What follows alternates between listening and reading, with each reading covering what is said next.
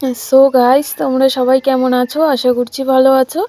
আমিও ভালো আছি। তো দেখো, সকাল থেকে অনেক কাজ করেছি, তো ভিডিওটা শুরু করতে সময় পাইনি। তো এখন বাজে হচ্ছে 11টা কি, হ্যাঁ 11টা কি 11:30 বাজে। তো আমি এখন স্নান করলাম। তো এখন আমি এক ফোঁটা জলও খাইনি। আর হচ্ছে দেখো, মানে অনেক কাজ করেছি না, তাই ঘেমে টেমে একাকার হয়ে গেছিলাম। মানে এতটা সকাল থেকে ব্যস্ত ছিলাম, কি বলবো, রান্না করারটুকু সময় পাইনি। তো এদিকটায় দেখো, আজকে হচ্ছে রিমির সূর্যাগ্নি।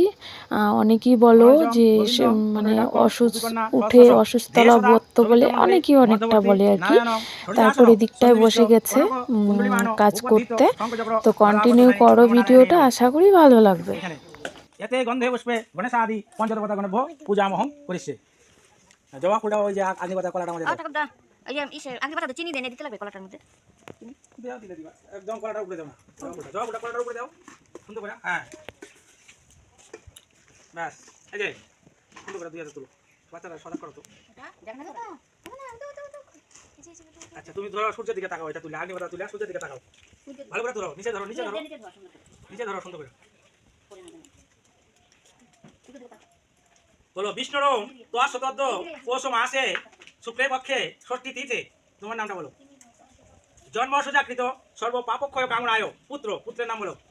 ঋষভ দাস আলিমন পুত্র গৃহাণ সূর্যার্ঘ প্রদান করিছে। সূর্যের দিকে তাকায় হাত জোড় করে ধরে রাখো।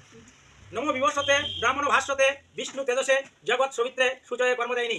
এই সূর্য সহস্রাংশ তেজ আসে জগৎ পথে। নম জবা কুসুম শঙ্কাশং কাশ্যপিয়াং মহাদূতিং ধানতারিং সর্ব।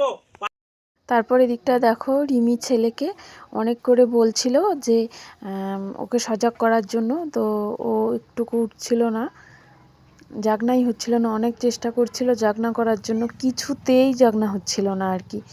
তারপর এই দিকটায় হচ্ছে কাজটা ছাড়া হয়ে গেছে। তো আমি তো এই দিকটায় পরে রান্না করতে গিয়েছিলাম, আর ভিডিও করতে পারিনি।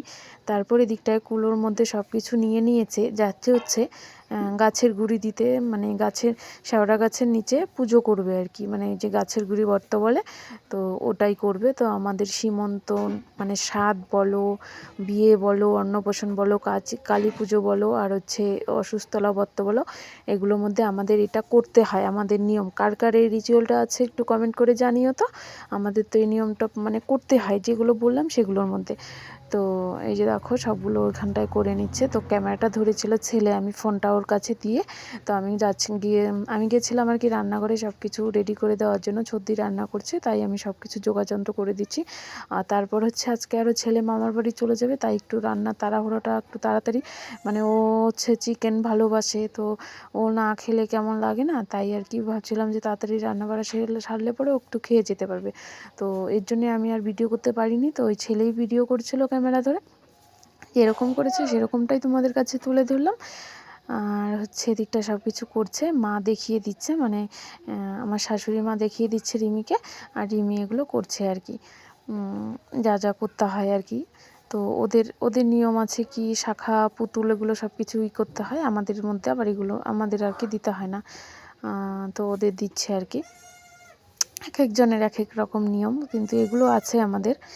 এই যে দেখো, মানে ওর ফোন দিয়েও ভিডিও করা হচ্ছিল, তাই একটু ছবি তোলার জন্য একটু অ্যাক্টিং করে নিল আর কি।